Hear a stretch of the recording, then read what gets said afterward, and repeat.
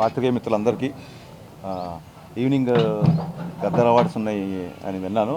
అయినా సరే మీరు ఆ టైం అడ్జస్ట్ చేసుకొని ఫస్ట్ మా ఈ విజయోత్సవాన్ని మీతో పంచుకునే అవకాశం ఇచ్చినందుకు కోటి కృతజ్ఞతలు. చాలా రోజుల తర్వాత ట్విట్టరు, ఇన్స్టా, వాట్సప్, ఫేస్బుక్ ఇవన్నీ చాలా అందంగా ఆకర్షణీయంగా కనబడుతున్నాయి.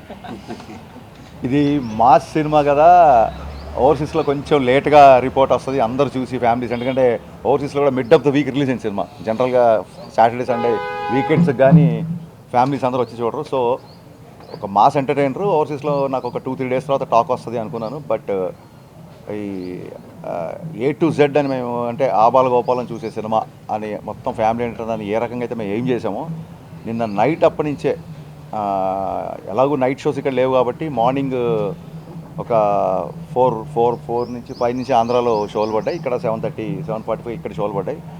సో ఓకే, ప్రిన్స్ అన్నీ వెళ్ళిపోయి ప్రశాంతంగా ఒక 3-4 గంటలు పడుకొని ఎర్లీ మార్నింగ్ లేద్దాం అనుకున్నాను. బట్ ఓవర్సీస్ యొక్క ఉధృతం నైట్ ట్విట్టర్ నుంచి స్టార్ట్ అయింది. అందుకే అంటున్నా, ట్విట్టర్, వాట్సాప్, ఫేస్బుక్ చాలా అందంగా ఆకర్షణీయంగా కనబడుతున్నాయని.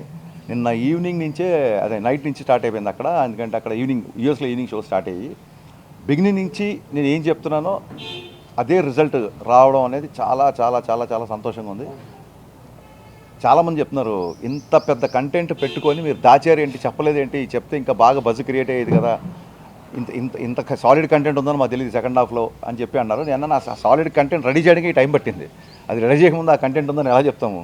సో మాకున్న పరిస్థితులలో సినిమా 19వ తారీఖు కల్లా రిలీజ్ అయిపోవాలి, థియేటర్లో ఉండాలంటే మనం చెప్పినట్టు ఒక 3 రోజుల ముందు ఓవర్సీస్ ప్రింట్లు పంపాలంటే మాకు 16వ తారీఖే డెడ్ లైన్. 16వ తారీఖు కల్లా రెడీ చేయాలి. ఈ రెడీ చేయడానికి తమన్ అండ్ టీం, అలాగే మా ప్రొడక్షన్ టీం, మా చందు గారు, మా డైరెక్షన్ డిపార్ట్మెంటు, మా ప్రొడక్షన్ రాంబాబు గారు, శ్రావణ్, సతీష్, సత్య, అందరి పేర్లు చెప్పాలి, బాబు, వీళ్ళందరూ అన్నపూర్ణ స్టూడియోలో వంతుల వారీగా అంటే ఒక 3 నైట్ అంతా ఉంటే ఇంకో 2 2 అవర్స్ పడుకొని వచ్చి మళ్ళీ 2 అవర్స్ చూడండి, మన సరిహద్దుల్లో కాపలా కాసే సైనికుల్లాగా పనిచేశారు నిజంగా. వాళ్ళందరికీ అఖిల్, రవి, అభి, గురు, అందరి డిపార్ట్మెంట్లో ఉన్న హర్షి, లోకేష్, వీళ్ళందరికీ నేను చేతులెత్తు. బాబీ గుండెకాయని చెప్పాను కదా, బాబీ అయితే అసలు 1 అవర్ కూడా పడుకోలేదు. సో 16th ప్రింట్స్ రెడీ చేసి పంపించడమే ఈ సినిమా ఒక పెద్ద సక్సెస్ అండి. ఆ రకంగా ప్రీపోన్ చేసినా సరే పంపించగలిగాం. That is the biggest success first. అందుకే ఓవర్సీస్లో మేము అనుకున్న అన్ని చోట్ల షోలు పడ్డాయి. అది చాలా పెద్ద సక్సెస్. అక్కడి నుంచి మొదలు పెడితే నేను డే 1 నుంచి చెప్తున్నా, నేను తీసేది కమర్షియల్ ఎంటర్టైనర్. పవన్ కళ్యాణ్ గారిని ఒక ఫ్రీ ఫ్లోన్ స్టార్ట్ చేసే ట్విట్టర్లో కొత్త పదం. పవన్ కళ్యాణ్ గారి స్వాగ్, పవన్ కళ్యాణ్ గారి హిస్ట్రియానిక్స్, పవన్ కళ్యాణ్ గారి ఒరిజినల్ DNA, ఆయనకు ఉండే ఒక ఫ్రీ కరిజ్మాటిక్ బాడీ లాంగ్వేజ్ ఏదైతే ఉంటుందో ఇది చాలా సంవత్సరాల నుంచి మిస్ అవుతుంది. నేను ఇదే చూపించబోతున్నా. నేను కమర్షియల్ ఎంటర్టైనర్ తీస్తున్నా అని చెప్పే కమర్షియల్ ఎంటర్టైనర్ తీసా. నేను ఏ రోజు ఒక కళాత్మకమో లేకుంటే ఇంకో కళాఖండమో తీస్తున్నా అని చెప్పలేదు.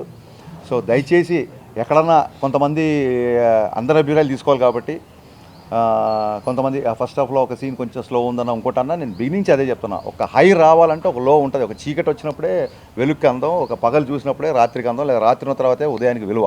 డెఫినెట్గా ప్రీ ఇంటర్వెల్ వరకు సినిమా అలా చిన్న ఒక చైల్డ్ ఎపిసోడ్లో హీరో క్యారెక్టరేషన్ ఏంటి, హీరో ఇంట్రడక్షన్ ఏంటి చూపించాం. చైల్డ్ ఎపిసోడ్కే అబ్బాయి యాస్టీస్ పవన్ కళ్యాణ్ గారిలాగా ఇమిటేట్ చేశాడు. చైల్డ్ ఎపిసోడ్ అన్న యాస్టీస్ హీరోని చూసినట్టు ఉందని చెప్పి మెసేజ్ స్టార్ట్ చేశారు అందరూ. అక్కడి నుంచి హీరో ఇంట్రడక్షన్ బద్దలైపోయిందని మీరే అంటున్నారు. అక్కడి నుంచి మొదలు పెడితే ఒక ప్రీ ఇంటర్వెల్కి సినిమా లేస్తుంది కాబట్టి అక్కడి నుంచి సరదాగా వెళుతూ, ఆ సరదాలో కూడా బ్రేకప్ అయినంత మాత్రాన జీవితం అయిపోదు. ఈ బ్రేకప్ గురించి 10 మంది ఏం మాట్లాడుకుంటారన్న ఒక విషయం వదిలేసేయండి అన్న ఒక మంచి యూత్కి కావాల్సిన కాన్సెప్ట్ చెప్తూ మంచి డైలాగులతో వెళ్తూ ఒక్కసారి ప్రీ ఇంటర్వెల్ నుంచి అందుకుందంటే వి ఆల్ నో ఇంకా అక్కడి నుంచి సినిమా ఆగదని. క్లైమాక్స్ వరకు అలాగే ఉంది. సో ఎప్పుడైతే పవన్ కళ్యాణ్ గారి హిస్టరీకి చూపిస్తున్నానో కొంతమంది వెంటేజ్ పవన్ కళ్యాణ్ కావాలంటారు, కొంతమంది అన్న ఇంకా ఎంతకాలం ఇలాగా ఇంకా కొంచెం కొత్తది అన్న అంటారు. పూర్తిగా సినిమాని సమగ్రమైన దృష్టితో చూసేవాళ్ళకి చెప్పాల్సిందంటే చాలా చాలా చాలా కొత్త పాయింట్. జనరల్గా తెలుగు సినిమాలో విలన్ అనగానే మాఫియా డాన్లో, బ్యాడ్ పొలిటీషియన్లో, ఫ్యాక్షనిస్ట్లో ఇవన్నీ మనం చూసేసాం. అలా తీసిన తప్పని కాదు. ఫస్ట్ టైం ఎవరు నాకు తెలిసి హిందీలో టచ్ చేశారు కొంతవరకు, బట్ ఫుల్ ప్లెడ్జ్గా చెప్పలేదు పాయింట్. ఫస్ట్ టైం సమకాలీన సమస్య డెమోగ్రఫిక్ చేంజ్ అనేది, అది అస్సాం అవ్వచ్చు, వెస్ట్ బెంగాల్ అవ్వచ్చు, ఉత్తరప్రదేశ్ అవ్వచ్చు, చాలా చోట్ల ఒక డెమోగ్రఫిక్ చేంజ్ జరుగుతోంది. ఇల్లీగల్ ఇమిగ్రెంట్స్ యొక్క ఎఫెక్ట్, దాని మూలంగా మన మన మన పౌరుల నుంచి మిస్ అయిపోతున్న ఆధార్ కార్డులు, మన దగ్గర నుంచి మిస్ అయిపోతున్న ఓటర్ ఐడి కార్డులు, ఇలాంటివి ఎలా జరుగుతాయి మీరు పేపర్లో చూడండి, యూట్యూబ్లో చూడండి. ఈ తాలూకు సమస్య అనేది తీవ్రత ఉంది కాబట్టి దీన్ని మేము టచ్ చేసాం. It is a very very very contemporary and అందరం కాన్షియస్గా ఉండాల్సిన సమస్య. ఈ సమస్యని ఇందులో డిస్కస్ చేయాల్సి వచ్చింది. అట్ ద సేమ్ టైం ఎక్కడో మనందరం ఇండియన్స్, మనకు రీసెంట్గా జరిగిన పరిణామాలు ఎక్కడో మనని ఒక చిన్న బాధకు అసంతృప్తిగా గురి చేస్తాయి కాబట్టి మన ఆడపడుచుల నుదుటి తిలకం తీసిన సందర్భం మనం ఇటీవలే చూసాం కాబట్టి, ఎలాగూ డెమోగ్రఫిక్ చేంజ్ అనేది తీస్తున్నాం కాబట్టి ఆ పాయింట్ కూడా చాలా గట్టిగా మొహమాటం లేకుండా క్యారెక్టరేషనే భగత్ సింగ్ అని ఉంది. ఏదో న్యూస్ వచ్చింది కాబట్టి చెప్పి అప్పటికప్పుడు క్లైమాక్స్లో పెట్టింది కదా. మీరు అబ్జర్వ్ చేస్తే సెకండ్ హాఫ్లో మన వాళ్ళే ఇద్దరు ఎంప్లాయీస్ ఊరికే అలా కూర్చొని రకరకాల న్యూస్లు మొబైల్లో చూసుకుంటూ జోకులు వేస్తూ సైనికుల గురించి అవగాహన మాట్లాడినప్పుడు భగత్ అనే క్యారెక్టర్ కోపం వస్తుంది. భారత్ మాతకి జై అనడం ఈ ప్రాబ్లం ఏంటో. సో భగత్ అనే క్యారెక్టర్స్ని చిన్నప్పటి నుంచి ఆర్క్ నుంచి చైల్డ్హుడ్ నుంచి క్లైమాక్స్ వరకు ఒక జాతీయతా భావంతో ఉన్న క్యారెక్టర్. అందుకు క్లైమాక్స్లో మామూలుగా బొట్టు పెట్టడం అనేది మన ఆడపడుచులు చేస్తారు. ఇప్పుడు మీరు హోటల్కి వెళ్ళినా ఎక్కడికి వెళ్ళినా క్రికెటర్స్కి వీళ్ళకి హోటల్లో లేడీస్ బొట్టు పెడతాం. ఆడపడుచులకి హక్కు ఉంటుంది మనకు బొట్టు పెట్టే హక్కు. అది తెలంగాణలో మంగళారతులు ఇచ్చిన దీపావళికి, లేదా ఏదైనా శుభకార్యంకి వెళ్ళినా, ఒక జాబ్ ఇంటర్వ్యూకి వెళ్తున్నా, ఒక ఎగ్జామ్కి వెళ్ళినా అమ్మనో అక్కనో చెల్లినో బొట్టు పెడతారు. అలాంటి మన సోదరిమణులకి, మన అమ్మలది, మన సోదరులి, మన అక్కలది, మన చెల్లెది సింధూరం గురించి అంత పెద్ద ఇష్యూ జరిగి వాళ్ళకి అంత విషాదం వచ్చింది కాబట్టి ఆ డైలాగ్ వచ్చింది. ఒక పెయిన్లోంచి, ఒక చిన్న కాన్షియస్ నుంచి వచ్చిన డైలాగు. బొట్టు పెట్టడం అనేది మా ఆడపడిచే సంప్రదాయం. కానీ ఒక మగవాడి బొట్టు పెడితే సరే ఎలా ఉంటుందో చూస్తావా, ఈ దేశపు మగాడు బొట్టు పెడితే ఎలా ఉంటుందో నువ్వు చూస్తావా అని ఈ పెయిన్ నుంచి వచ్చిన క్యారెక్టర్. ఇది అప్పటికప్పుడు క్లైమాక్స్ లేదో పంచ్ డైలాగ్ గురించి రాసింది కాదండి.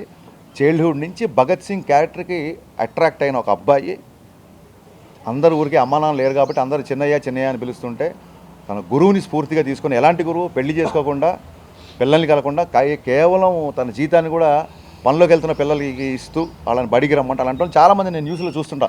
ఒక ఐఏఎస్ ఆఫీసరు ట్రైబల్కి ఎగ్జామ్స్కి పాపం ప్యాంటు పై వరకు అలా చెక్కుని వాటర్లో ఒక నదిలో 3 కిలోమీటర్లు 4 కిలోమీటర్లు అక్కడ వాళ్ళకి పరీక్షలు నిర్వహించడం, వాళ్ళకి చదువు చెప్పడం, కొంతమంది డాక్టర్లు, కొంతమంది నర్సులు కరోనా టైంలో అక్కడికి వెళ్ళి వ్యాక్సిన్లు వేయడం, ఒక ట్రైబల్ ఏరియాలో స్వచ్ఛందంగా. అంటే సినిమాలో ఎందుకు సెకండ్ హాఫ్ ఎంతమంది బాగుంది అంటారంటే క్యారెక్టర్స్ అన్ని చాలా ఉదాత్తంగా ఉంటాయి.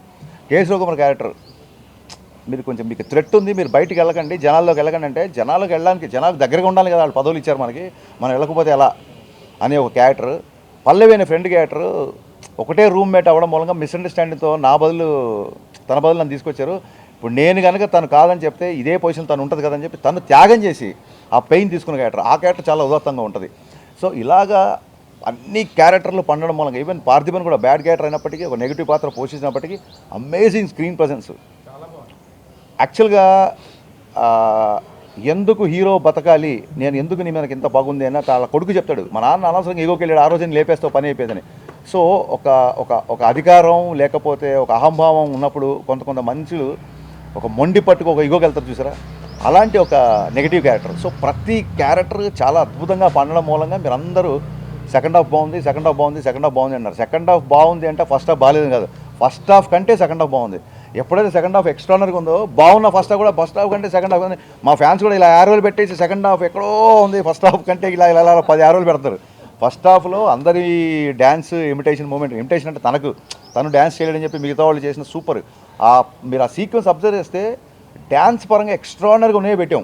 ఎందుకంటే కళ్యాణ్ గారు డ్యాన్స్ అనగానే తను నడుచుకుంటూ వెళ్తాడు, తన మీద తను సెటైర్ వేసుకోవడానికైనా ఆయన చాలా తను పెద్ద సీరియస్గా తీసుకోడు, తను పెద్ద స్టార్ అనుకూడదు. మనం అనుకుంటే ఆయన పవర్ స్టార్ ఆయన అంత పెద్ద సీరియస్గా తీసుకోడు కాబట్టి దానికి ఒప్పుకున్నాడు. అందుకు ఒప్పుకున్నందుకు ఆయనకి మనస్ఫూర్తిగా మరొకసారి హ్యాట్స్ ఆఫ్. డ్యాన్స్ నెంబర్లు ఉంటాయి. డ్యాన్స్ నెంబర్ అంటే ఇప్పుడు నాటు సాంగ్లో చరణ్ బాబు తారక్ గారు ఇరగదీశారు. అంత పెద్ద డ్యాన్స్ నెంబర్ నడుచుకుంటూ వెళ్తుంటాడు, అది ఫన్.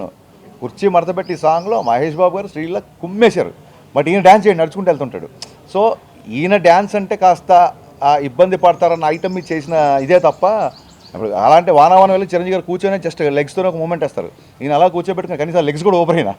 సో ఆయన మీద సరదాగా, ఎందుకంటే నెక్స్ట్ ఎలాగో డ్యాన్స్ చేశారు కాబట్టి చేస్తే ఆ ఫస్ట్ హాఫ్లో ఆ ఐటమ్ కానీ, అలాగే ప్రీ ఇంటర్వెల్ నుంచి స్టార్ట్ అయ్యే ఫైట్ కానీ, అండ్ చైల్డ్ ఎపిసోడ్, అలాగే అక్కడి నుంచి ఇంకా సెకండ్ హాఫ్ అయితే నాకు ఫ్యాన్స్ అందరూ నేను ఒక అబ్బాయి కళ్ళెమ్మ నీళ్ళు పెట్టుకుని ఎప్పుడు తొలి ప్రేమ అన్న ఎక్కడ టచ్ చేసేవన్నా అమెరికా నుంచి అర్జెంట్గా హైదరాబాద్ వచ్చి మళ్ళీ సినిమా చూడాలన్నా థియేటర్లో అని తెగ ఫీల్ అయిపోయాడు. సో తొలి ప్రేమ సాంగ్ వచ్చే సందర్భం, అలాగే దేక్లెంగే సాంగ్ లాస్ట్ సాంగ్ అవ్వడం, అండ్ కళ్యాణ్ గారి స్వాగ్, కళ్యాణ్ గారి డైలాగ్ నేను ఇవే టార్గెట్గా పెట్టుకున్నా, ఇదే చూపిద్దాం అనుకున్నా. ఒకవేళ కళ్యాణ్ గారిని అద్భుతంగా చూపించడం కాకుండా ఇంకొక అద్భుతమైన కథ, ఇంకో అద్భుతమైన కళాఖండ నుంచి ఎవరైనా ఎక్స్పెక్ట్ చేసి ఉంటే దయచేసి క్షమించండి. నాకు ఇదే వచ్చు, ఇలాగే చేస్తాను.